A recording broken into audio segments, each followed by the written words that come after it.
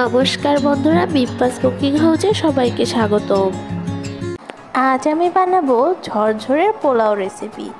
দেখুন পোলাও কতটা ঝরঝরে হয়েছে।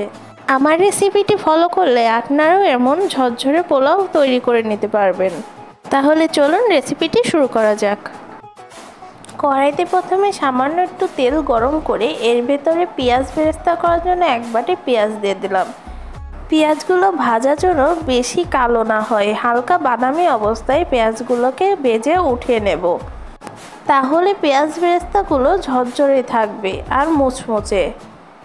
এবার একই তেলে আমি দিয়ে দেব 3-4টা করে তেজপাতা, দারুচিনি আর এলাচ। এইগুলোকে হালকা একটু ভেজে নেব। যখন এর থেকে গন্ধ ছেড়ে দেবে তখন আমি এখানে আরও এক বাটি পেঁয়াজ কুচি দিয়ে দেব।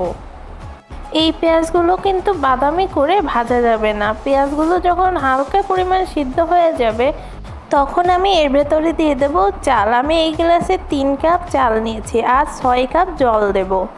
এখন আমি এর ভেতরে চালগুলো দিয়ে হালকা একটু নেড়ে চেড়ে নেব। চালগুলো কিন্তু তেলের সাথে ভালোভাবে ভেজে নিতে হবে, তাহলে পোলাও রান্না হয়ে গেলে ভাতগুলো আর ভেঙে যাবে না। এবার আমি হালকাভাবে নেড়ে চেড়ে ভেজে নেব। এইবার এর ভেতরে দিয়ে দেব 1/2 চামচ আদা বাটা আর 1/2 চামচ রসুন বাটা। চাল ভাজা হয়ে যাবে বুঝবো কী করে? যখন চালের থেকে ঝনঝন সাউন্ড হবে তখন ভাববো চাল ভাজা হয়ে গেছে। এইবার এর ভেতরে জল দিয়ে দেব। একসাথে মিশিয়ে নিয়ে এর ভেতরে দিয়ে দেব কাঁচা ঝাল কুচি। তারপরে দেব লবণ। আমি এখানে 3 চামচ লবণ ব্যবহার করেছি আর 2 চামচ চিনি। আপনারা আপনাদের স্বাদ মতো নিয়ে নেবেন। আমি জল দেওয়ার সময় 1/2 কাপ জল রেখে দিয়েছিলাম। তার সাথে গুঁড়ো দুধ 2 প্যাকেট গুলিয়ে দিয়ে দিলাম।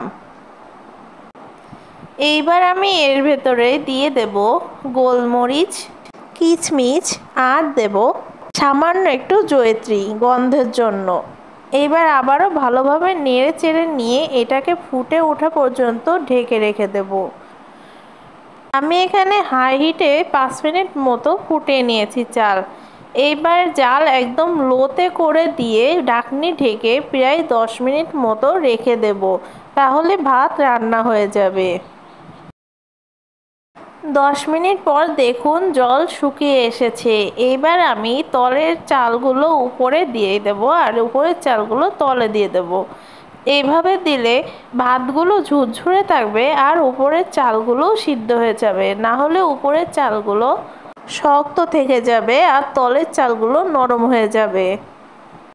আমার পোলাও রান্না হয়ে গেছে। এবার আমি এর ভেতরে সামান্য একটু পেঁয়াজ দিয়ে জাল থেকে নামিয়ে আরও 10 মিনিটের জন্য ঢেকে রেখে দেব। 10 মিনিট পর আমার পোলাও ভাত পুরো তৈরি হয়ে গেছে। আমি একটু দেখিয়ে দিই এই ভাত কতটা ঝুরঝুরে হয়েছে।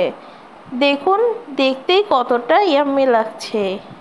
বন্ধুরা, আমার ভিডিওটি যদি আপনাদের কাছে ভালো লেগে থাকে তাহলে প্লিজ লাইক, কমেন্ট, শেয়ার এবং সাবস্ক্রাইব করে দিবেন। আর এই রেসিপিটি বাসায় অবশ্যই বানিয়ে আমাকে কমেন্ট করে জানাবেন আপনাদের কেমন লেগেছে। আমার এই ভিডিওটি শেষ পর্যন্ত দেখার জন্য সকলকে অসংখ্য ধন্যবাদ।